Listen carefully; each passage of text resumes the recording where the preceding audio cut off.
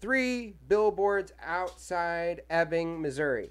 If you guys didn't see what I was doing there, I was making sure I got every single word of that title right, because it is a mouthful. Most times in the commercials, they just say 3 billboards. Well, anyways, speaking of mouthfuls, everybody in this movie deserves a mouthful of soap. Because this was one of the filthiest language movies I've seen in a little while. And I'm not a prude or anything. I mean, most of my favorite movies are all Scorsese movies, which are notorious for this kind of language. And I still don't think that they outdid Scorsese, but they definitely came close in this movie. They were going for it. They gave it an honest try. Yeah, they gave it a very nice try.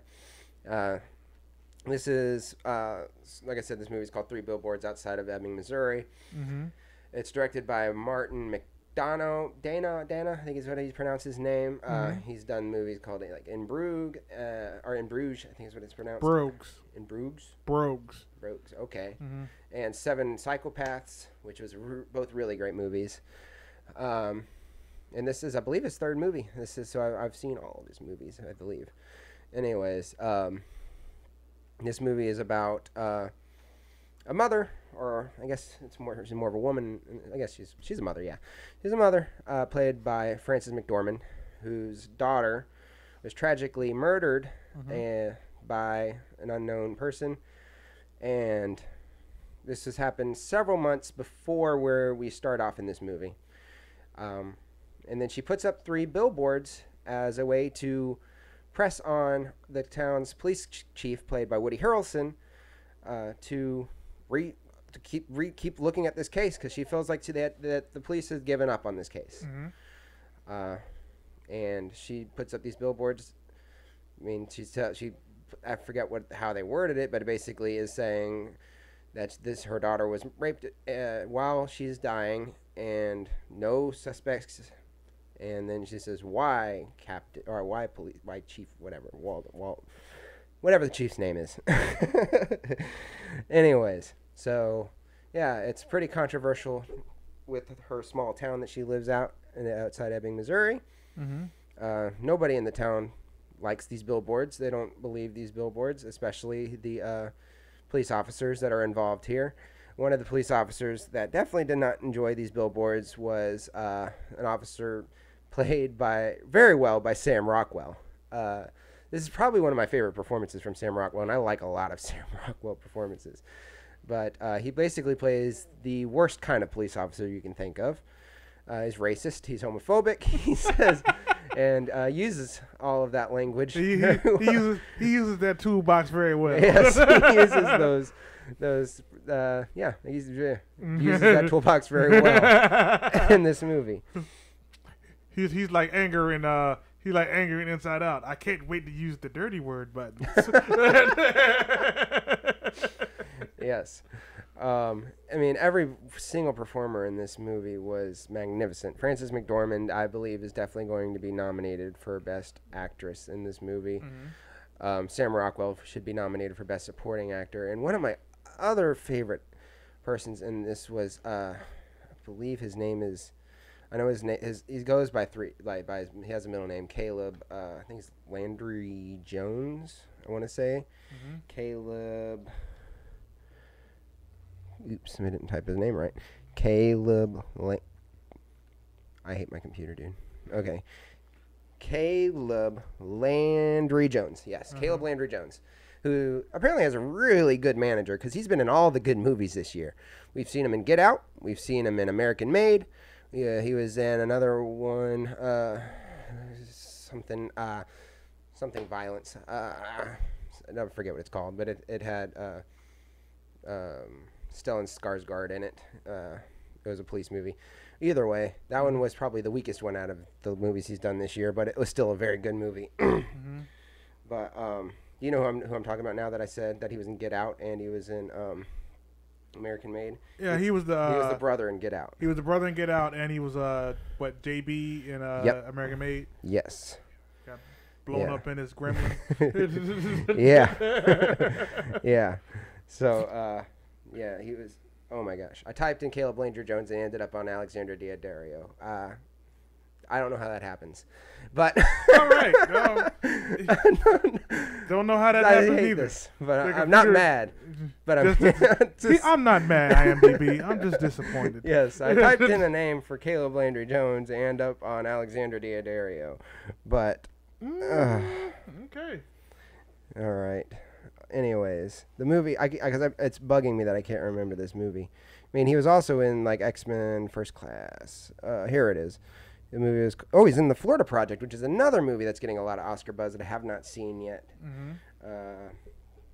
But the movie War on Everyone, that was the one I was talking about.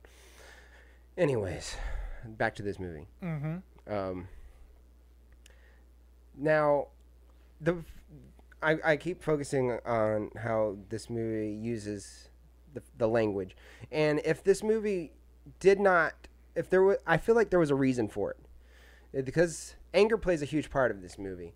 The anger that Frances McDormand feels for the police for not solving this murder, the anger that she has for some people in her family, especially her ex-husband, played by John Hawkes, who is awesome in this movie.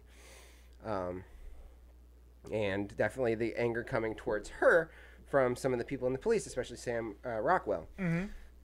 Anger plays a huge part, and it's festered in these people. As you can see before this murder, there's some flashbacks in this movie before this murder had occurred. Frances McDormand was almost the polar opposite. I mean, she still used a little bit of foul language in there, but her look and everything and appearance was a lot better. She's let herself go and has turned into a very unattractive person, which is not anything against her because she's a very pretty lady. Frances McDormand is a very pretty lady, but she's playing an unattractive person in this movie. And the main message of this movie is what you can get out of anger. And it's not a lot. And where I think a lot, I've even heard from some other critics that the ending, I'm not spoiling the ending or anything, but the ending felt to some like a cop-out, and it did to me while I was watching the movie. And when I went back home and thought about this movie, I thought about that ending, I thought about what the theme of this movie is, which is anger, and how you can make bad decisions in moments of anger, which there's a lot of bad decisions being made in this movie, and especially what I thought about that ending. And then if you see this movie and then you see that ending, it'd be a lot easier for me to discuss why it ended the way it did. And it's very poetic the way that it ended now that I thought about it. And I'm not quite as mad about it. And I think it actually was a perfect ending. I could have maybe added a few more minutes to it, but that wouldn't have been quite as poetic, I guess. So now that I'm done being vague, I will go ahead and tell you what I thought, or where I'm rating this movie, because I did like the soundtrack in this movie too. The soundtrack was great, cinematography was great, acting was outstanding. So I'm giving this movie a 9.5 out of 10. So, like I said, the language in this movie felt out of place at first until I realized what was going on with it. Like, wow, ooh. Oh, there's a point to it. Okay. Yeah, the point will go over anybody's head who's not thinking about why people are talking this way, because I can see people walking out of it because of how they talk in this movie. As it does in a Scorsese movie, it feels appropriate. Where in this movie, it did feel forced a bit, which is why I said there has to be a reason for it, and there is, and it all has to do with anger. That's the central theme of this movie is anger, and people might get mad at the ending if they don't understand that, because there is a reason why it ended the way it did. So yeah, 9.5 out of 10. It was a very enjoyable movie, and I can see some people getting nominated for Oscars for this movie, especially Frances McDormand and probably Martin McDowell, at least for screenplay. Now, another weak point. I should have pointed this out earlier. Is Abby Cornish. She felt like she was in another movie than everybody else in this movie. She's the only one with an accent. I believe she's Australian, so she had an Australian accent, while everybody in there is talking with their Missouri accents. and she's in there with her Australian accent. She plays Woody Harrelson's wife in this movie, and there were some scenes where she was supposed to express emotion for something that happened in the movie, and it didn't work. It didn't work for me. I was like, man, this would have been a little bit more powerful with a better actress or a different actress. But she, like I said, she was awkward from the moment she started talking in this movie. I said, oh, man. I said, I like Abby Cornish. She's been in some great movies. But just in this movie, she shouldn't have been in it. Or she should have at least tried something else than what she was presenting this character as. Because her character wasn't in there very long. And,